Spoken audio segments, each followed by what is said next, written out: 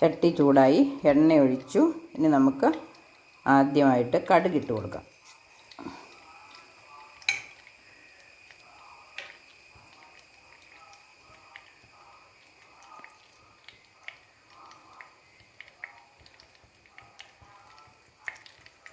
കടുക് ചട്ടി അടുപ്പത്ത് വെച്ചു, എണ്ണ ഒഴിച്ചു, കടുകിട്ടു. ഇനിയിപ്പോൾ കടുക് പൊട്ടിയാൽ ഉടനെ നമുക്ക് ജീരകവും ഉലുവായും ഇട്ട് കൊടുക്കാം. കടുക് പൊട്ടുന്നുണ്ട്. ഉലുവ ഇട്ടു,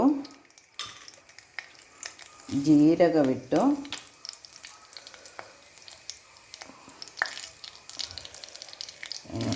ഇഞ്ചി,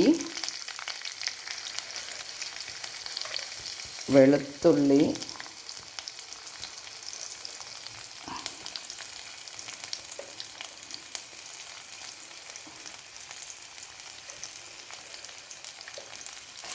സബോള അരിഞ്ഞത്,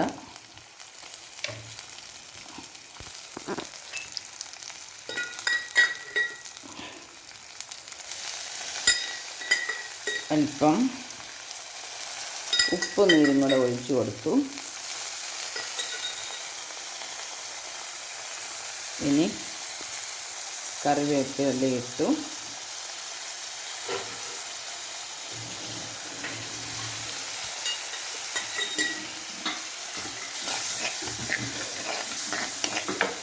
നമുക്കൊന്ന്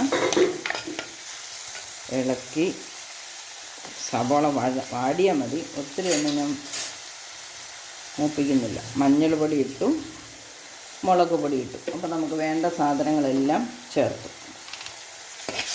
ഇനി മുളക് പൊടി, മഞ്ഞൾ പൊടി ഒന്ന് മൂക്കണം. സബോള വഴന്നിട്ടുണ്ട്, ഉപ്പിലും എണ്ണയിലും കൂടെ കിടന്നു. ഇനി നമുക്ക് മോര് ഒഴിക്കാം.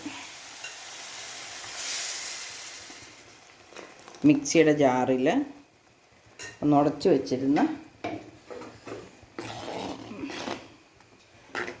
മോരാണ്. ഇനി ആ ജാറ് കഴുകി അല്പം വെള്ളം ഒഴിച്ച് ഒന്ന് പതുക്കെ ചൂടാകുമ്പോൾ നമുക്ക് നിർത്താം. ഇത് തിളയ്ക്കൊന്നും വേണ്ട.